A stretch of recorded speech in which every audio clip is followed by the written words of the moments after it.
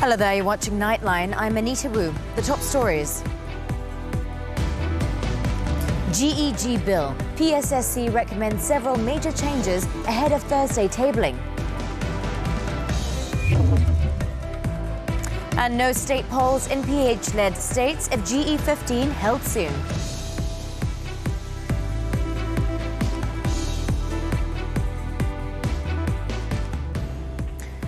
We start with our headlining story.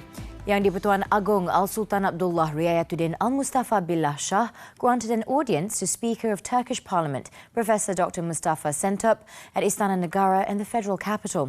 Professor Dr. Sentop and his delegation arrived at the palace at 10:45 a.m.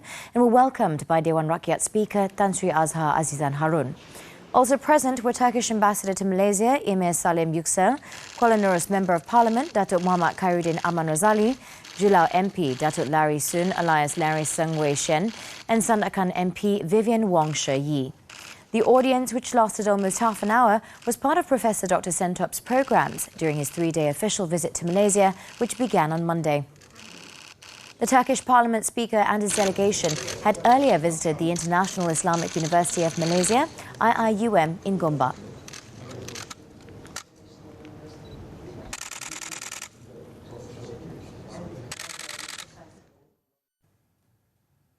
The Special Parliamentary Select Committee, or PSSC, has recommended several major changes to the Generational Endgame, or GEG Bill, scheduled to be tabled in Dewan Rakyat on Thursday.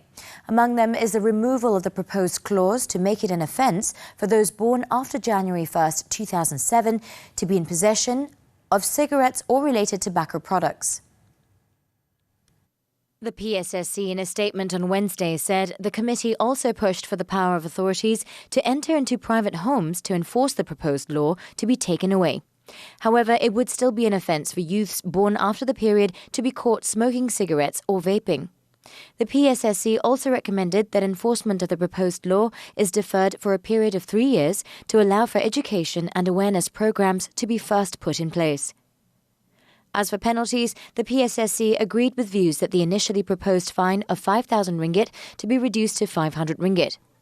The committee also recommended for a clause to be included to make community service a punishment for offenders and for those penalised under the GEG to not be subject to a criminal record or a non-registrability of smoking offence.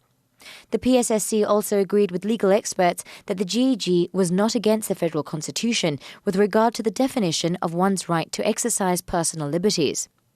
The PSSP was set up on August 2nd to further scrutinise the proposed GEG bill, which was tabled by Health Minister Khairi Jamaluddin in the Dewan Rakyat on July 27th. The bill seeks to ban the use, possession and sale of cigarettes and vape products to those born after year 2007.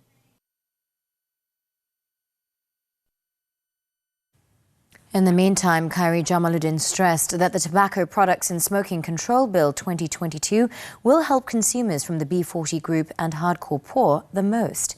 The Health Minister said, based on the Ministry's checks, it showed that the group was more prone to smoking, and this had contributed to a higher number of patients suffering from various health problems, including lung cancer and heart disease. Majoriti daripada rakyat kita yang mengalami komplikasi daripada merokok, sama ada sakit jantung, kanser ataupun penyakit paru-paru adalah B40. Betul tak sih? You know why? Sebab mereka lah yang menjadi kumpulan sasaran bagi syarikat-syarikat tembakau ini. Mereka lah yang menjadi target consumer group bagi syarikat-syarikat tembakau. Jadi tak masuk akal. Sebenarnya kita nak melindungi kumpulan ini daripada syarikat pembunuh ini. The Health Minister also described the claim that the bill was criminalising children as misleading. Khairi said there is no prison sentence for minors who smoke under the existing regulations or for those who were born after year 2007 in the new bill. He added that presently, children who have been found to be buying cigarettes by the authorities would only be fined 50 ringgit. He was commenting on the submission of a memorandum by the Consumer Choice Centre, CCC, and Parliament on Wednesday protesting the bill.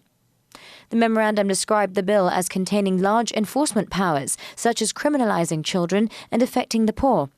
Khairi said the bill has been discussed by the committee members, consisting of various politicians, adding that the amendments made were to streamline enforcement to ensure that it does not contain excessive powers. Pakatan Harapan PH state leaders for Negeri Sembilan, Selangor and Pulau Pinang said they will not hold state elections should the federal government decide to hold the general election during the monsoon period. The coalition's chairman, Datuk Seri Anwar Ibrahim, said this was decided during the PH Presidential Council held on Wednesday. Andai kata Parlimen dibubarkan, keputusan ketiga-tiga negeri ini adalah menumpukan perhatian menangani permasalahan banjir dan meringankan beban mangsa yang terpaksa menghadapi bencana banjir. He said the three states would not have elections until the flood issue is resolved in February or March next year. Datuk Seri Anwar stressed that state governments should not be adding to the misery of the people who are already facing problems from floods. The meeting was also attended by the Mentris Besar of Selangor and Negeri Sembilan, Datuk Seri Amiruddin Shari and Datuk Seri Aminuddin Harun, respectively, as well as Pulau Pinang Chief Minister Chow Kon Yeow. 2 days ago, a meteorological department official said major flooding was unlikely in the weeks up to early November, as a northeast monsoon has yet to arrive. However, the meteorological department predicted thunderstorms and intermittent heavy rain in the evenings in parts of the country, which could lead to flash floods.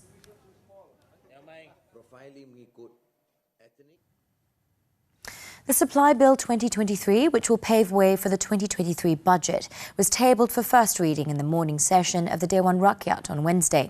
The first reading is mostly seen as just a formality, when only the title of the bill is read out in the Dewan Rakyat. Tuan Yang Pertua, saya mohon mengemukakan Rang Undang-Undang Perbekalan 2023. Rang undang-undang bernama Satu Akta bagi menggunakan sejumlah wang daripada kumpulan wang disatukan untuk perkhidmatan bagi tahun 2023 dan bagi memperuntukkan jumlah wang itu untuk perkhidmatan bagi tahun itu. Bacaan kali yang kedua bila? Tuan Yang Pertua, bacaan kali kedua pada hari Jumaat 7 Oktober 2022 jam 4 petang. Notably, the first reading was done after the early resumption of Parliament this week, with all eyes fixed on the tabling of the bill on Friday, 3 weeks earlier than originally scheduled.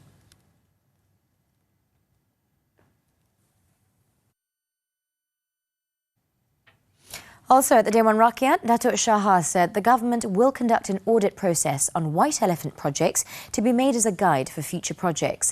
He said the Finance Ministry is monitoring the report by the Budget Monitoring Committee, chaired by Prime Minister Datuk Seri Ismail Sabri Yaakob. Kita ada satu jawatankuasa pemantauan bajet. Jawatankuasa ini akan dipengurusikan peringkat nasionalnya oleh Yang Amat Berhormat Perdana Menteri setiap 3 bulan dan berkala, untuk memberitahu prestasi projek-projek yang sedia ada. Di peringkat kementerian pula dipengurusikan oleh menteri-menteri. Dan semua laporan-laporan ini akan sampai ke peringkat Kementerian Kewangan untuk melihat prestasi projek-projek yang telah dinyatakan tadi. Sudah pasti apa yang telah berlaku yang lepas, sudah pasti akan dilakukan satu proses yang audit. Kita nak tengok apa sebabnya projek tersebut terbengkalai dan kenapa jadi seperti mana yang Berhormat sebutkan tadi, gajah putih. Dan tetapi ia juga akan dijadikan sebagai panduan kepada Kementerian Kewangan untuk melakukan sesuatu pembangunan yang masa depan. He said this in reply to a question from Teluk Intan Member of Parliament Nga Koming. Nga had asked about the government's action on white elephant projects, including the Malacca Monorail project and the historical complex in Pasir Salak. The Budget Monitoring Committee was established to oversee the implementation and performance of the budget initiatives.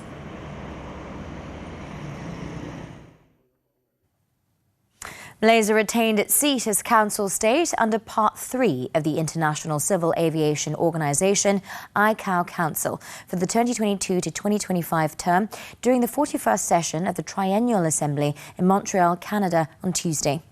Transport Minister Datuk Seri Wee Ka Siong, who headed the country's delegation to the Assembly, said this marks Malaysia's 6th consecutive term on the ICAO Council since it was first elected in 2007. In a statement on Wednesday, Datuk Seri Wee said the result showed Malaysia had garnered 136 votes. Therefore, he said Malaysia continued to be committed to the ICAO in safekeeping and compliance to safety in civil aviation, innovation and strengthening global aviation through strategic infrastructure development alongside capability building for aviation institutions to fill the needs of a new generation of aviation professionals. The Specialized Agency of the United Nations, ICAO, was established in 1944 to manage the administration and governance of the Convention on International Civil Aviation, also known as the Chicago Convention.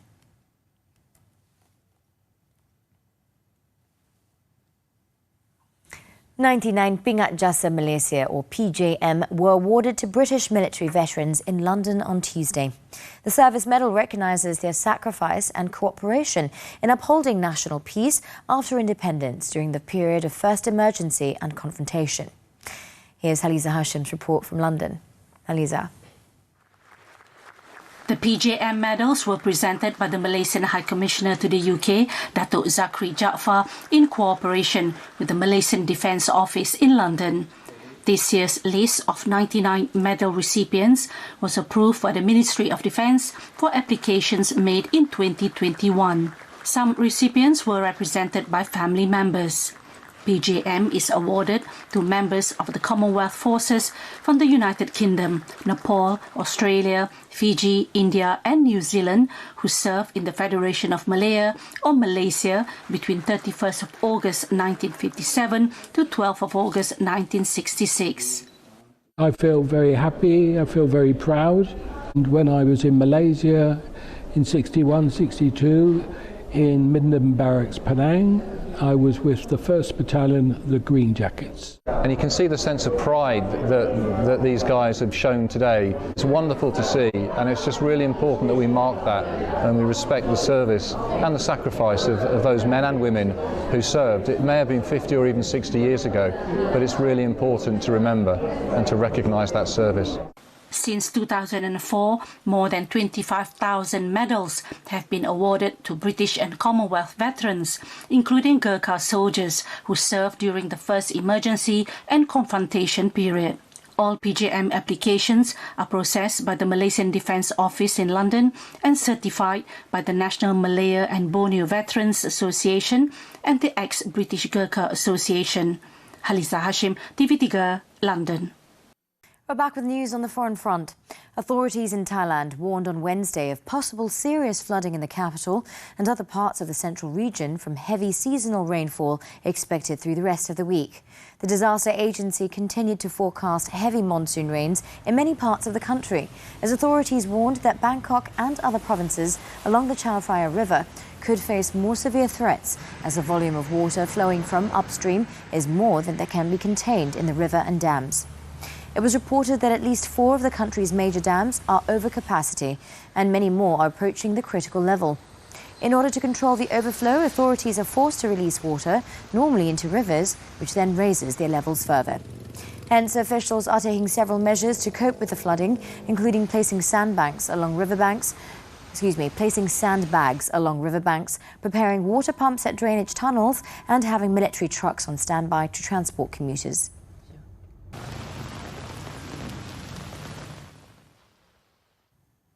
Russian President Vladimir Putin has completed the formal annexation of more than 15% of Ukraine on Wednesday, just as Russian forces battle to halt a Ukrainian counteroffensive across swathes of the territories.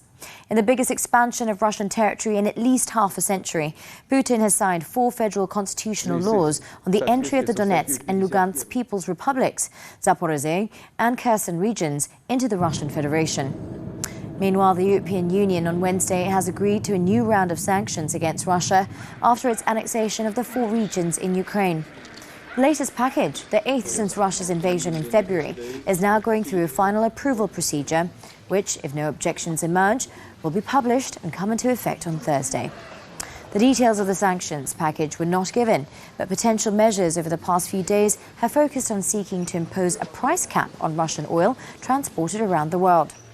The EU were also looking at expanding the blacklist of people subject to EU travel bans and asset freezes for their role backing the Kremlin's announced annexations.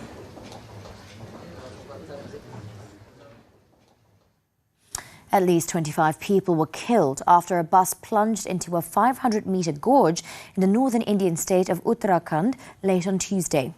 According to officials, at least 40 people were on board when the bus veered off the road and fell into a ravine in Pauri Garhwal district. So far, 21 passengers have been rescued following an operation led by the state's disaster response force. Local reports stated that the bus was carrying a wedding procession from Ladang to Bironkal village in Uttarakhand when the accident happened. The cause of the crash is not immediately known, but state authorities were investigating the incident.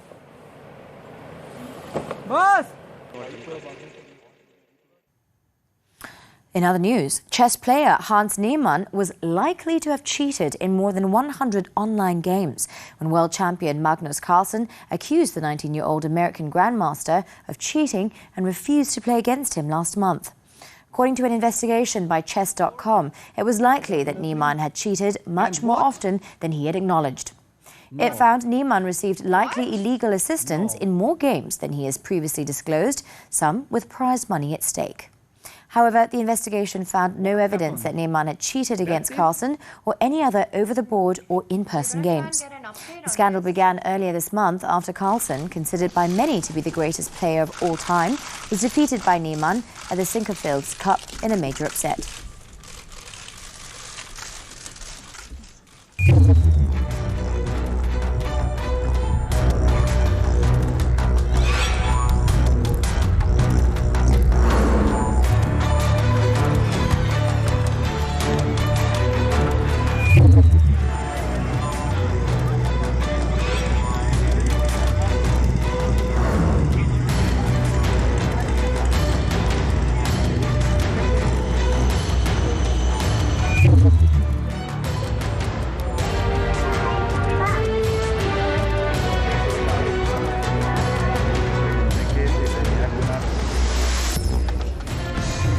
We're back with sports news now. Tennis, the 2022 Japan Open. Miomir Kecmanovic knocked out last week's winner and local hope Yoshihito Nishioka of Japan to reach the second round on Wednesday. Ranked 33rd in the world, Kecmanovic dropped the first set 2-6 before fighting back to knock out the Korea Open winner in 3 sets. Kecmanovic regained his momentum as he claimed the next 2 sets 7-6, 6-2. The Serb will play Brighton Daniel Evans in the second round. Also in the next round was Denis Shapovalov. The Korean Open's runner-up eased past veteran American Steve Johnson 6-3, 7-6, setting up a second-round clash with Ryo Noguchi of Japan. Joining them was Sunwoo Kwon of South Korea. The 120th ranked Kwon beat American Mackenzie McDonald in 3 sets, 6-3, 6-7, 6-2, to seal his place in the next round. The South Korean will play a Spaniard in the last 8, either Jaime Munar, who knocked out top seed Casper Ruud, or Pedro Martinez. Still on tennis, the 2022 Astana Open. Russia's Andrei Rublev booked his berth in the quarterfinals after defeating China's Zizhen Zhang in less than 1 hour. Fifth-seeded Rublev started the game brightly, claiming the first set 6-3. The second set proved to be easier for the Russian as he cruised to a 6-2 victory, sealing a spot in the last 8. Rublev, 24, will await the winner of the match between Greek third seed Stefanos Tsitsipas and Italy's Luca Nardi in Thursday's quarterfinal in Astana.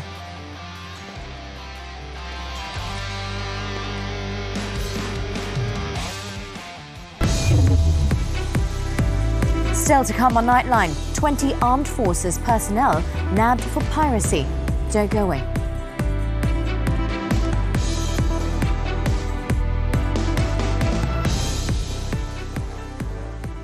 Thanks for staying with us. 20 armed forces personnel are being investigated for alleged group robberies in Semporna district 2 months ago. Home Minister Datuk Sri Hamzah Zainuddin said all the suspects were arrested following 2 reports received by authorities last August.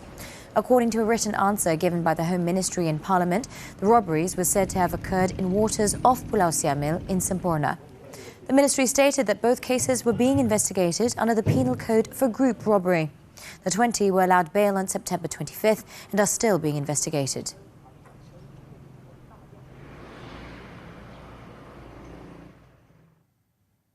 Meanwhile, police have busted Mawa Gang, who are believed to be involved in at least 16 house break-in cases after arresting 4 individuals, including a Form 4 student in Bertam Perdana, Pulau Pinang, on September 28th. Seberang Perai Utara District Police Chief ACP Muhammad Razi Ahmad said 3 suspects were nabbed at a house in the area at 3:40 a.m. Based on initial investigation, the 4 individuals, aged 16 to 37, were suspected to be involved in house break-ins and theft cases around Seberang Perai Utara and Sungai Petani Kedah since February last year. ACP Muhammad Razi said the gang lived in Sungai Petani and would go to Seberang Perai Utara to commit the crimes before keeping the stolen items at the house of the 37-year-old gang leader. Police also confiscated various branded bags, televisions, shoes, mobile phones, laptops, jewellery, foreign currency and cash worth tens of thousands of ringgit and tools for carrying out the crimes. With the arrests, police believe they have solved at least 16 cases in Seberang Perai Utara involving losses amounting to 250,000 ringgit. All the suspects who have previous drug and criminal records have been remanded until October 11th to assist in the investigation under Section 457 of the Penal Code.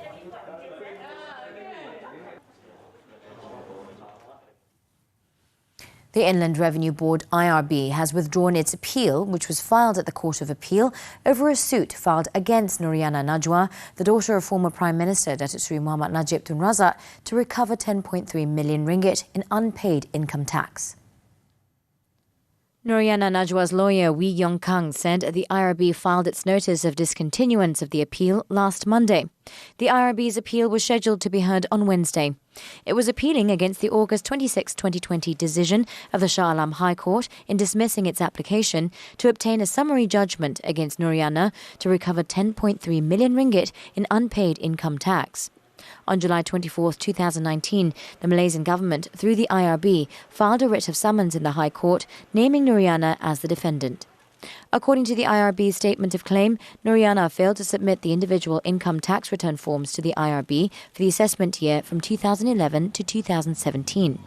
The IRB contended she had not paid the amount of income tax, including the increase, totaling more than 10.3 million ringgit.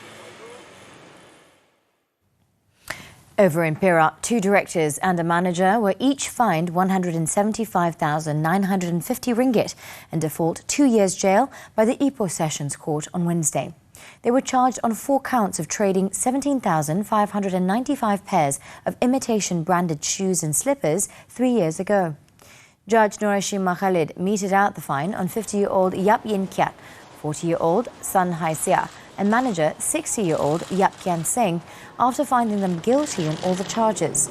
The court also fined the accused company, Engheng Da Sendirian Berhad, 263,925 ringgit for the offence. The charges were framed under the Trade Description Act. Following an application by all the accused, the court allowed a stay of the execution of the sentence, pending their appeal at the High Court, and set bail of 50,000 ringgit for each of them.